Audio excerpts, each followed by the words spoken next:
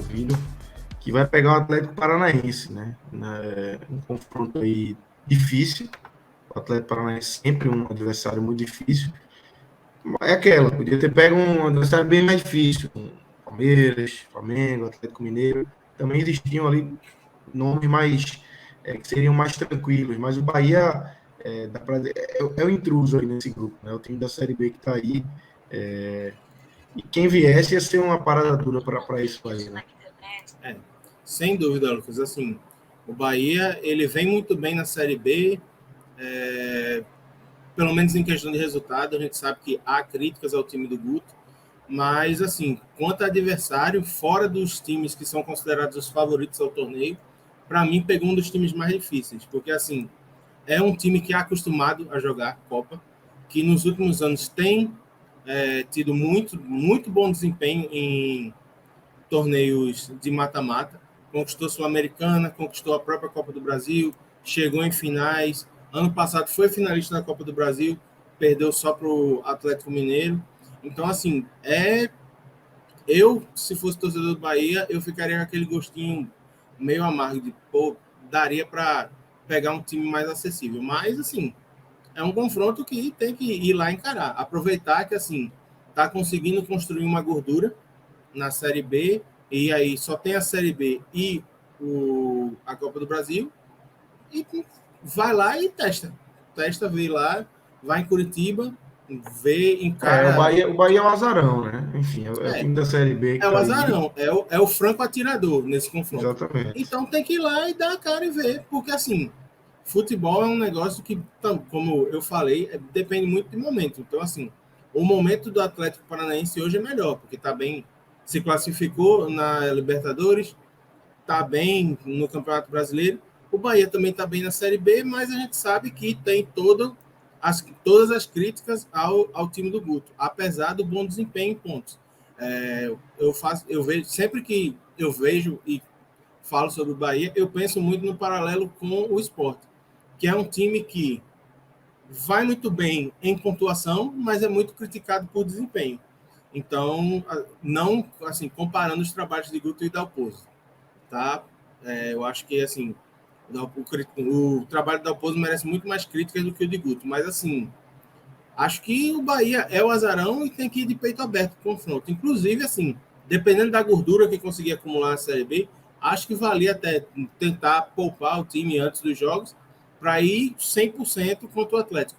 Especialmente porque, assim, a gente sabe que a situação financeira do Bahia não está às mil maravilhas. E os 3,9 milhões da classificação pode ajudar demais para a sequência da temporada. Embora, né? Tem aí tem só uma SAF aí, né? Surgindo aí, né? Que aí esse 3,9 daqui a pouco pode estar valendo um pouco. Assim, não desprezando os 3,9 milhões. Mas... Se quiser mandar para cá, tu aceita. Manda o endereço. Não, o Dividir 3,9 aqui na live, hoje. Não, o Maestro já até fez um levantamento, né? Do quanto o esporte já perdeu em todas essas quedas de primeira fase, praticamente é muito dinheiro perdido. Mas outro ponto também que pode ajudar o Bahia é como o Iago estava mencionando, o fato do Atlético Paranaense também dividir atenções com o Libertadores, né? Vai pegar o Libertad do Paraguai, vai ter que sair do país, tudo bem. Viajar para o Paraguai, para quem já está lá no sul, não é tão distante assim.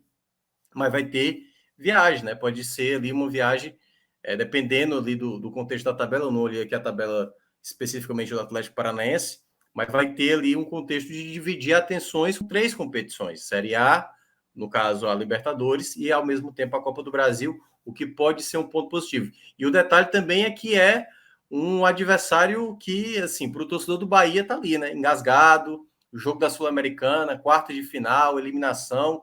A torcida do Bahia estava muito confiante com aquele jogo, né? E o Atlético Paranaense foi o campeão daquela edição e depois foi bicampeão do ano passado. Então, é realmente um confronto que eu vejo bem interessante, né? Tem uma certa resposta, digamos assim, para não dizer o troco, porque aí a gente vai ver só realmente quando a bola rolar e depois que o confronto acontecer. Eu fui buscar aqui rapidinho quais são os confrontos do Bahia antes dos jogos da Copa do Brasil. E aí o Bahia ele pega 2 times que estão ali pela zona do rebaixamento. Ele pega a Chapecoense no dia 14 de junho, 8 dias antes de jogar com o Atlético na Arena Fonte Nova. Então, assim, ele joga em casa no dia 14, tem 8 dias de descanso para poder jogar com o Atlético. Então, acho que já é um avanço, entendeu? O time já chega fisicamente mais inteiro do que o Atlético, por exemplo. E a segunda partida, que acontece no dia 13, o Bahia enfrenta o Vila Nova. Então, assim, dá para fazer uma logística meio casada. Viaja para Goiânia, depois de Goiânia vai lá, faz o jogo e já viaja para Curitiba. Inclusive, uma coincidência é que esses dois times são dois times da parte de baixo da tabela da Série B. Então, assim, seria muito pior se o Bahia pegasse adversários diretos na luta contra o acesso. Porque aí teria aquela de, não posso poupar meu time porque eu não posso dar pontos ao meu adversário direto. Então, assim, até para isso, a tabela acabou sendo generosa com o Bahia para entrar de flanela com o atirador nessas oitavas de final.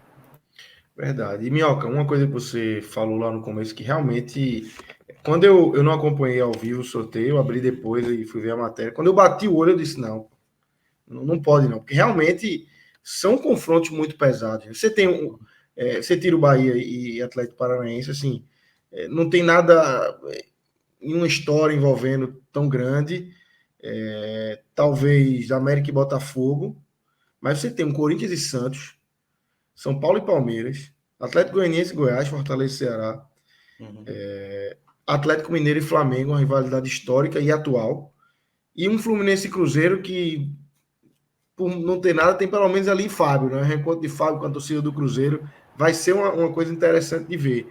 Então, realmente são as oitavas de final da Copa do Brasil, bem interessante, né, Mioca? Todo mundo sabia que não tinha sobrado nenhum time assim, sabe, mais ou menos, né? Claro, poderia ter passado o Red Bull Bragantino, uma equipe até de mais peso, mas, pô, o Goiás passa e vai enfrentar o Atlético Goianiense. Lá em Goiânia vai ser um jogo, meu amigo, um jogo pesadíssimo, né? Um jogo pesadíssimo. Talvez Goiás e Atlético Goianiense para o nível nacional, né? Você não consiga mensurar algo tão grande assim, mas é um peso grande, principalmente porque o Goiás sempre foi, historicamente, o principal clube da região, e é o principal clube da região, mas que nos últimos anos é o Atlético Goianiense que tem apresentado uma estabilidade a mais, né? Ficou mais tempo na Série A, disputando o torneio, vai disputar a Sul-Americana, é bom lembrar, né? O Atlético Goianiense vai disputar nesse meio essa competição. Então, eu acho que os confrontos que foram desenhados tinham muito peso em jogo, muita gente queria sair ali de Flamengo, de Palmeiras, de Atlético Mineiro, e acabou acontecendo. De dos três principais equipes do país hoje, duas das três principais equipes do país vão se enfrentar. Esse Flamengo e Atlético Mineiro, embora seja um Flamengo, que a gente não sabe o que vai acontecer nos próximos dias, né? Paulo Souza está lá muito pressionado, o próprio Turco também lá no Atlético Mineiro, vez ou outra é questionado, né?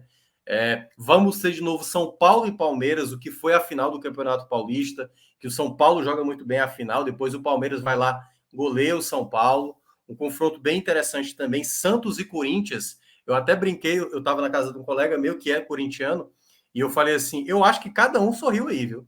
É um clássico, mas o Santos, não, pô, o Corinthians não tá esses balaio todo, não.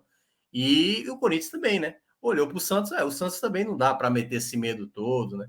Então tem muita coisa nesses confrontos de oitavas de final que tem um peso muito, muito grande, né? Então vamos aguardar aí o que é que vai rolar para cada equipe nessa situação. Eu peguei aqui rapidamente, só para eu tinha esquecido, né? O Atlético Paranaense vai ter uma sequência de vários jogos jogando lá em Curitiba. Vai enfrentar o Corinthians, dia 15 de junho. Dia 19, o Atletiba, só que o jogo é no Couto Pereira. Aí viaja para Bahia, para enfrentar o Bahia. Aí Red Bull Bragantino e Libertad em casa, para depois sair para São Paulo para enfrentar o Palmeiras. Sai de novo para enfrentar o Libertad no Paraguai. Mais uma partida fora contra o Goiás, para depois voltar para Curitiba para receber a equipe do Bahia e decidir se passa ou não para as quartas de final.